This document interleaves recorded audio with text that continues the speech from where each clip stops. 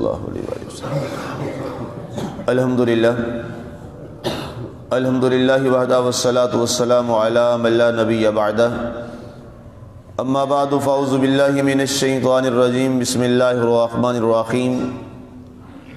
انا کاشف العذاب قلیلا انکم عائدون، یوم نبطش البطشۃ الکبریٰ انا منتقمون، وَلَقَدْ فَتَنَّا قَبْلَهُمْ قَوْمَ فِرْعَوْنَ وَجَاءَهُمْ رَسُولٌ كَرِيمٌ أَنْ أَدُّوا إِلَيَّ عِبَادَ اللَّهِ إِنِّي لَكُمْ رَسُولٌ أَمِينٌ وَأَلَّا تَعْلُوا عَلَى اللَّهِ إِنِّي آتِيكُمْ بِسُلْطَانٍ مُبِينٍ وَإِنِّي عُذْتُ بِرَبِّي وَرَبِّكُمْ أَن تَرْجُمُونَ۔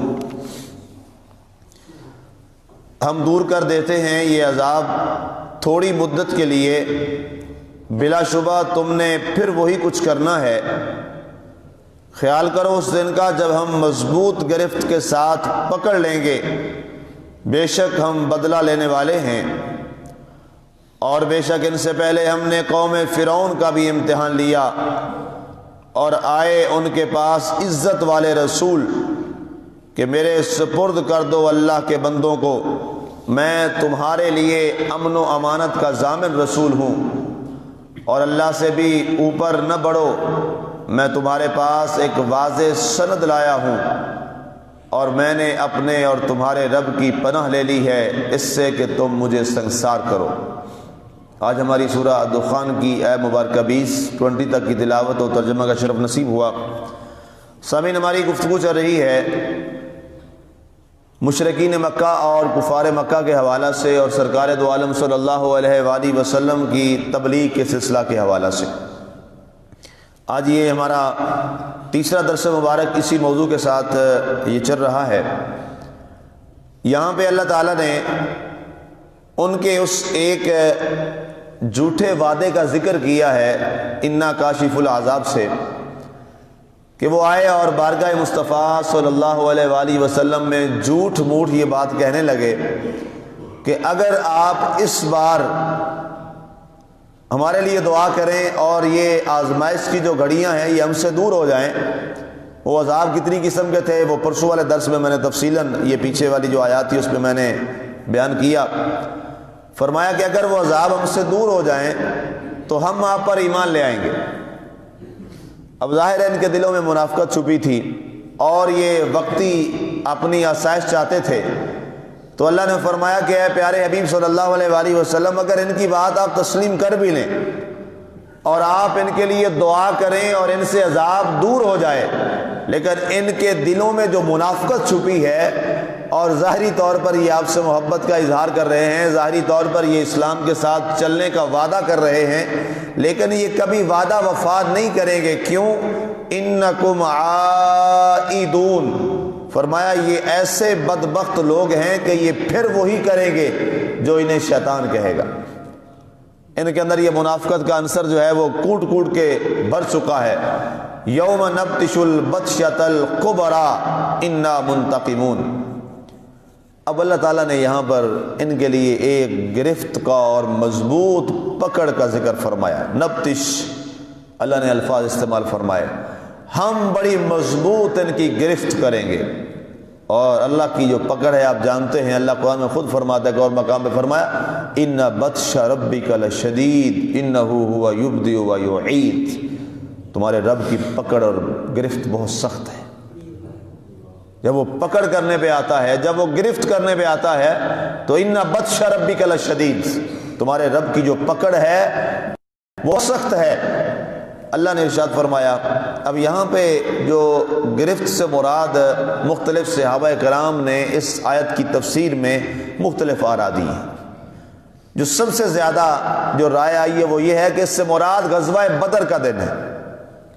حضرت عبداللہ ابن عباس رضی اللہ تعالیٰ عنہ جو صحابہ میں مفسر صحابی ہیں، آپ کا ایک خاصہ ہے تفسیر والا، تو آپ فرماتے ہیں کہ یہاں بطش ربک اور ان یوم نبطش البطشۃ الکبریٰ، جو بطشہ کبریٰ ہے، جو بڑی گرفت ہے، اس سے مراد ہے غزوہ بدر کا دن۔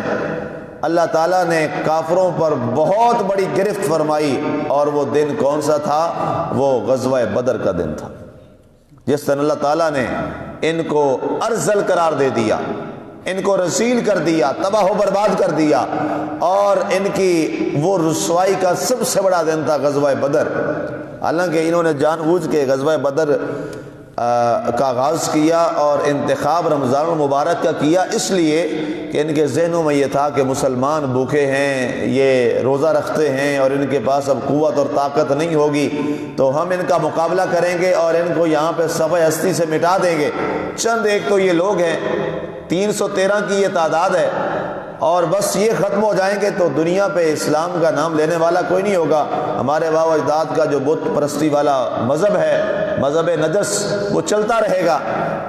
اس ذام کے ساتھ یہ میدان کارزار میں اترے، لیکن انہیں یہ معلوم نہیں تھا کہ فانوس بن کر جس کی حفاظت ہوا کرے، وہ شمع کیا بجھے جسے روشن خدا کرے۔ یہ شمع کوئی کسی عام بندے کی تھوڑی تھی جو جلائی ہوئی تھی، یہ شمع تو اس عظیم ذات نے عطا کی تھی، اس عظیم ذات کو جسے اللہ تعالیٰ نے اپنا محبوب فرمایا ہوا تھا۔ میدان کارزار میں اترے، اور سب سے کمال بات جو اللہ نے وہاں معجزہ دکھایا آنے والی قیامت تک کی کفر والی طاقتوں کو، کہ اگر ہم چاہیں تو ایک بچے کے ساتھ، ایک چھوٹے سے بچے کے ذریعے، معوذ اور معاذ جیسے بچے کے ساتھ، ہم کافروں کے بہت بڑے جنگجو اور سردار ابو جہل جیسے بندے کا سر قلم کروا دیں۔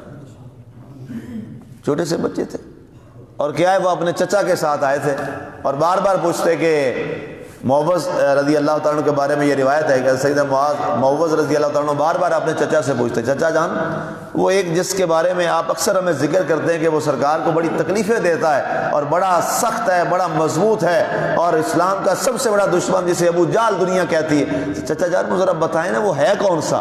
تو انہوں نے اشارے سے کہا وہ جو سامنے کھڑا ہوا ہے یہ ہے۔ اب حضرت معوذ وہ ننھے منھے مجاہد تھے جنہوں نے سرکار سے بڑی بار بار اجازت طلب کی، سرکار بار بار فرمائیں معوذ واپس چلے جاؤ، تم ابھی چھوٹے ہو، بچے ہو، جہاد کے لیے تمہارے اوپر جہاد ہی فرض نہیں ہے، تم تو بھی بچے ہو۔ تو وہ رونے لگے، بڑا زور زور سے رونے لگے، اور چچا سے کہا کہ آپ سرکار سے میری گزارش کریں۔ اب سرکار رحمت اللہ عالمین تھے، اور بچوں سے تو آپ بہت زیادہ پیار فرماتے تھے۔ آپ نے پوچھا کہ یہ کیا کہتا ہے؟ انہوں نے کہا یا رسول اللہ صلی اللہ علیہ وسلم یہ میرا بھتیجا کہتا ہے کہ سرکار سے کہیں مجھے اجازت فرما دے، میں آپ کے ساتھ جانا چاہتا ہوں۔ ان کے بچوں کی تربیت اندازہ کیجیے، یہ کیا تھا، یہ ان کے دلوں میں، ان بچوں کے دلوں میں، اللہ اکبر۔ یہ ان کی ابن عذرا کے صاحب طلحہ کا جو واقعہ ہے، وہ بھی ننھے معصوم بچے تھے رضی اللہ تعالیٰ عنہ، تو آئے نا سرکار کی بارگاہ میں صلی اللہ علیہ وسلم۔ یہ ایک پورا ایک ٹاپک ہے، یہ معصوم جو چھوٹے صحابہ کرام کے بچے، ان کے اندر عشق رسول کی جو مثالیں ہیں اسلام میں، اس لیے تو اسلام سے یہ لوگ پریشان ہوتے ہیں کہ ان کے بچوں کا جذبہ یہ ہے۔ وہ حضور کی بارگاہ میں آئے، فقبل یدائے ورجلے رسول اللہ صلی اللہ علیہ وآلہ وسلم، انہوں نے آ کے سرکار کے ہاتھوں کو اور سرکار کے پاؤں کو چوما، بوسہ دیا، تو سرکار نے فرمایا لما قبلتا، تم نے میرے ہاتھوں اور پاؤں کو چوما کیوں ہے؟ تو کہنے لگے انی احبک حبا شدیدا یا رسول اللہ، سرکار میں آپ سے بڑی ڈٹ کے محبت کرتا ہوں، اس لیے آپ کے ہاتھ اور پاؤں چومے۔ آج ہم سے دلیلیں مانگتے ہیں نا جی، یہ کیوں کر لیتے ہو تم، یا یہ ہاتھ اور پاؤں کیوں چومتے ہو؟ بھائی یہ تو صحابہ کرام کا طریقہ ہے، ہم تو سنت صحابہ تازہ کر رہے ہیں، نام رکھا ہوتا ہے سپاہ صحابہ اور سنت صحابہ کی بھول جاتی ہیں، یہ تو صحابہ کی سنت ہے۔ تو سرکار نے فرمایا، ساتھ ہی فرمایا، سرکار نے فرمایا مجھ سے محبت کرتے ہو؟ کہا ہاں یا رسول اللہ آپ سے محبت کرتا ہوں۔ سرکار نے فرمایا کتنی محبت کرتے ہو؟ سرکار سب سے بڑھ کر آپ سے محبت کرتا ہوں۔ سرکار نے فرمایا جاؤ اپنے باپ کا سر قلم کر دو۔ اللہ اکبر۔ اب یہ جملہ ذرا سنیے، بچہ ہو اور وہ آئے اور یہ کہ سرکار میں آپ سے محبت کرتا ہوں، ہاتھ اور پاؤں کو بوسہ دے، اور سرکار فرمایا جاؤ باپ کا سر قلم کر دو۔ یہ حدیث پاک کے الفاظ ہیں، فقتل اباک، جا اپنے ابا کو قتل کر دے۔ انہوں نے ایک لمحہ کے لیے نہیں سوچا، دوڑ پڑے۔ یہ محبت رسول ہے۔ ہمارے دعوے بڑے ہیں، عمل کوئی نہیں ہے۔ دوڑ پڑے، سرکار نے آواز، سرکار اب کوئی کسی کے باپوں کو قتل کروانے کے لیے تو نہیں بیٹھے تھے، آپ کو تو اللہ نے کیا فرمایا وما ارسلناک الا رحمۃ للعالمین، آپ تو دشمنوں کو معاف کرنے والے ہیں، تو اپنوں کے باپوں کو قتل کیوں کروانا تھا؟ آپ نے آواز دی، فرمایا تعال الیہ، واپس آ جاؤ، واپس آ گئے۔ سرکار نے فرمایا میں باپ قتل کروانے کے لیے نہیں دیکھا تھا، میں نے تو دیکھنا تھا کہ تو نے کہا تھا انی احبک حبا شدیدا یا رسول اللہ، سرکار میں آپ سے ٹوٹ کے محبت کرتا ہوں۔ میں دیکھ لیا اور دنیا نے دیکھ لیا کہ یہ بچہ بھی مجھ سے ٹوٹ کے محبت کرتا۔ واپس گئے تو وہ بیمار ہو گیا، لیل ہو گیا بچپن میں۔ تو سرکار دو عالم صلی اللہ علیہ وسلم وہاں سے گزرے تو وہاں پر انہوں نے دیکھا کہ آئے نہیں ابن۔ پوچھا کیا ہوا جی؟ کہا سرکار وہ بیمار ہیں۔ گئے تو ان کا کیا بیماری ہے؟ ان کا جی طبیبوں نے جواب دے دیا ہے کہ یہ بچہ زندہ نہیں مزید رہے گا، اس کا انتقال ہو جائے گا۔ تو سرکار نے فرمایا جب یہ فوت ہو تو تم نے مجھے اطلاع کرنی ہے، اس کا جنازہ میں خود محمد پڑھاؤں گا۔ اب جب وصال ہونے لگا نا تو سرکار نے اس کے باپ سے الگ بات کی۔ انہوں نے کہا جی ذرا یہ بتائیے ابا جان، سرکار آپ سے کیا بات کر کے گئے؟ کہتے سرکار مجھے فرما رہے تھے، بتا دوں گا جی؟ بتائیں آپ بتائیں، ہم کوئی ڈرنے والے ہیں موت سے؟ کہتے سرکار فرما رہے تھے اب یہ زیادہ دیر نہیں رہے گا، تو جب اس کا انتقال ہو جائے مجھے بتانا، میں اس کا جنازہ پڑھانے آؤں گا خود۔ کہہ رہے کہ خبردار سرکار کو نہیں بتانا اور نہ سرکار کو جنازے کے لیے بلانا ہے۔ ہر عاشق کا ایک اپنا مزاج ہے، کوئی عاشق تڑپتے ہیں جنازہ سرکار پڑھائیں، اور کچھ کہتے ہیں نہیں سرکار نہ پڑھائیں، وجہ دیکھیے۔ ان کا بیٹا وجہ کیا ہے؟ سرکار جنازہ پڑھانے آئیں گے، سرکار خود فرما کے گئے ہیں۔ کہنے لگے آپ کو پتہ نہیں ہے راستے میں ابھی آغاز اسلام ہے، راستے میں یہ ہمارے گھر کے سامنے سارے یہودیوں کے گھر ہیں، وہ یہاں سے سرکار آئیں گے، کہیں میرے سرکار کو یہودی تکلیف نہ دے۔ اللہ اکبر، یہ ہے محبت۔ اب ویسا ہی ہوا، انتقال ہو گیا، آپ کے والد گرامی نے سرکار کو نہیں بتایا، جنازہ ہو گیا، دفن کر دیا۔ گئے سرکار کے پاس، سرکار نے پوچھا پتہ تو سارا ہی ہوتا ہے کہ ظاہر دکھانا ہوتا ہے، فرمایا کیا حال ہے ہمارے بچے کا؟ سرکار فوت ہو گیا۔ فرمایا مجھے بتایا کیوں نہیں جنازے کے لیے؟ کہا سرکار اس نے روکا تھا۔ فرمایا کیوں روکا تھا؟ سارے صحابہ میں سرکار نے بولا تاکہ پتہ چل جائے محبت کے امتحان کیسے کیسے ہوتے ہیں۔ کہا سرکار اس نے یہ کہا تھا کہ یہودی رہتے ہیں کہیں میرے نبی کو اور میرے محبوب کو تکلیف نہ پہنچا لیں، اس لیے اگر محبوب سے مجھے محبت ہے تو میرا محبوب قبر میں خود ہی پہنچ جائے گا۔ یہ کہا تھا اس نے۔ سرکار نے فرمایا آؤ اس کی قبر پہ چلتے ہیں۔ سرکار صحابہ کے ساتھ اس کی قبر پہ گئے اور سرکار نے وہاں خود دوبارہ جنازہ پڑھا۔ تو یہ معوذ رضی اللہ تعالیٰ عنہ کا ان کی داستان بھی کچھ ایسی ہے، وہ میں اس طرف نہیں جا رہا کہ حملہ کیسے کیا اور اس کا سر کاٹ کے رکھ دیا، لیکن یہاں جو بات ہے البطشۃ الکبریٰ، اللہ نے بہت بڑی پکڑ فرمائی۔ اور پھر پکڑ کیا ہے؟ حدیث پاک میں آتا ہے سرکار فرماتے ہیں جب ان کافروں کے سر وہاں پہ کنویں بدر جو تھا وہاں پر اس کے اندر جب ڈالے گئے، سارے کافروں کے سر پڑے تھے وہاں پر، کسی کے دھڑ پڑا تھا، سرکار نے فرمایا حال صاحب تم کیا آج اپنے تم انجام کو پہنچ نہیں گئے؟ آج اللہ نے اسلام کو غالب نہیں کر دیا؟ اور ایک اور حدیث پاک یہاں ملتی ہے جس کو امام احمد رحمۃ اللہ تعالیٰ نے نقل فرمایا ہے۔ آپ فرماتے ہیں کہ جب آپ نے دیکھا نا کافروں کی اتنی بڑی تعداد ہے، مسلمان تھوڑی تعداد میں، تو بارگاہ خدا میں آپ نے دعا کی، اے مولا چند مٹھی برابر یہ گنے چنے مسلمان ہیں جو تیرا نام لینے والے ہیں، اگر آج یہ نہ رہے تو قیامت تک دنیا میں تیرا نام لینے والا کوئی نہیں ہوگا۔ پھر اللہ قرآن میں فرماتا ہے مردفین، پھر ہم نے وہ فرشتے بھیجے مردفین جو قطار اندر قطار یکے بعد دیگرے آسمان سے اللہ نے نازل فرمائے، اور پھر انہوں نے ایسا کر کے دکھایا۔ اللہ تعالیٰ فرماتا ہے کہ پھر تم اس روز ہارنے والے تھے، وانتم اذلہ، قرآن کے الفاظ ہیں، فرمایا وَلَقَدْ نَصَرَكُمُ اللَّهُ بِبَدْرٍ وَأَنْتُمْ أَذِلَّةٌ، تم بدر کے مقام پر ہار رہے تھے لیکن تمہارے رب نے تمہیں فتح عطا فرما دی، اللہ نے تمہیں کامیاب فرما دیا۔ فرمایا یہ ہے بطشۃ الکبریٰ، تمہاری بڑی پکڑ ہوگی۔ وَلَقَدْ فَتَنَّا قَبْلَهُمْ قَوْمَ فِرْعَوْنَ وَجَاءَهُمْ رَسُولٌ كَرِيمٌ، فرمایا اس سے پہلے ہم نے بڑی پکڑ کی تھی فرعون والوں کی بھی۔ اب فرعون کا واقعہ یہاں ذکر اس لیے اللہ نے فرمایا، مفسرین فرماتے ہیں، حضرت سیدنا عبداللہ بن عباس فرماتے ہیں کہ یہاں فرعون کا واقعہ لایا جانا یہ بدر کے ساتھ بڑا کلوز کر رہا ہے، کیونکہ فرعون کے ساتھ بھی وہی عالم کیا گیا جو بعد میں بدر والوں کا حال ہوا کافروں کا، کہ اللہ تعالیٰ نے موسیٰ علیہ السلام کو بھیجا، بار بار انہوں نے یہ دعوت حق دی لیکن اس نے انکار کیا، تو اللہ کیا فرماتا ہے فَأَغْرَقْنَا آلَ فِرْعَوْنَ، تو ہم نے فرعون اور آل فرعون کو تباہ و برباد کر دیا۔ غرق کر دیا، ڈبو دیا۔ جیسے ان کا حال ہوا وہی حال اس سے پہلے اللہ کے دشمن فرعون کا ہو گیا۔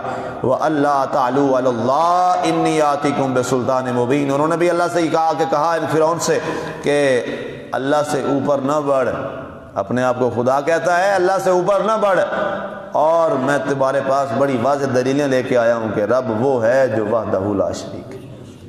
لیکن اس بدبخت نے اپنے لیے الوہیت کا اعلان کیا اور برباد ہو گیا۔ وَإِنِّي عُذْتُ بِرَبِّي وَرَبِّكُمْ أَن تَرْجُمُونِ، فرمایا میں نے اپنے اور تمہارے رب کی پناہ لے لی ہے اس سے کہ تم مجھے سنسار کرو۔ یہ فرعون کی بات ہے، اس نے کہا جناب میں تمہارے یہ کروں گا، میں تمہیں ماروں گا پتھر سے، تمہیں میں الٹا لٹکا دوں گا، تمہیں جان سے مار دوں گا۔